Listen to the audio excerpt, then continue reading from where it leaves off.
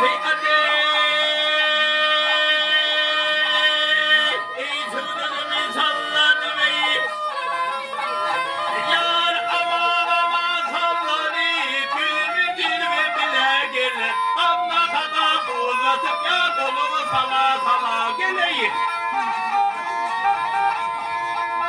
Hey tozu gibi sultanları, sözler şirin bile gel.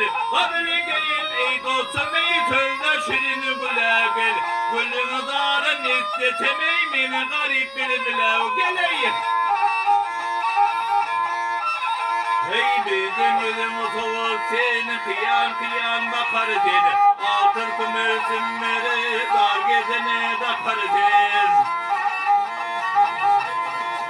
Yar gönlünü bilene baş koşayım, çağrım o da yakar seni. Korkturmanı toruluşum, bir yuvana şıkar seni. Alvay bula çağırsa da işim halim seni bula geleyim. Bitinde yara baş koşayım, rakiplerden bir daha benim. Yüzümün uşak bilene, canım altamı rahmeteyim. Yar gönlü verden suratın, geceler bir madamin. Beyhuda aşık buldum, eş olduğunu kırmadamin. Al koluna kancarı, yar bağrın dibedile geleyim. Gönlüm bir tedelendi, yarı gözümü düşünde. Gördüm yarın cemalını, gözlerim kamışında. Yar kelbi dara düşünde, birbirle sayraşanla. Peridir bağa girmey, gözleri oynaşanla. Men buldum garip aşık, eyten şadenin bola geleyim. Yemine yarın izli, kemine nama girdi. Cümlenim okudum, aynı kenama girdi.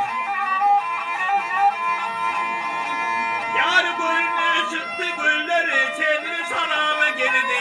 Bu çenimin ahiri, yar çenim tamama geldi. Yarın vakfın yalanı, kovdu ve kalan. Yar alav gibi,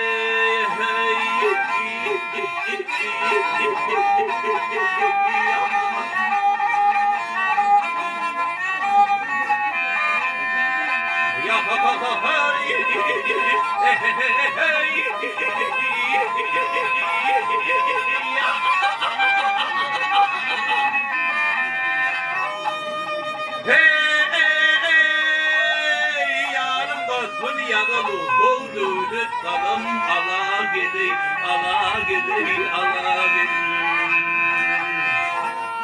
Yarın dostun yadalı oldu lütfalım.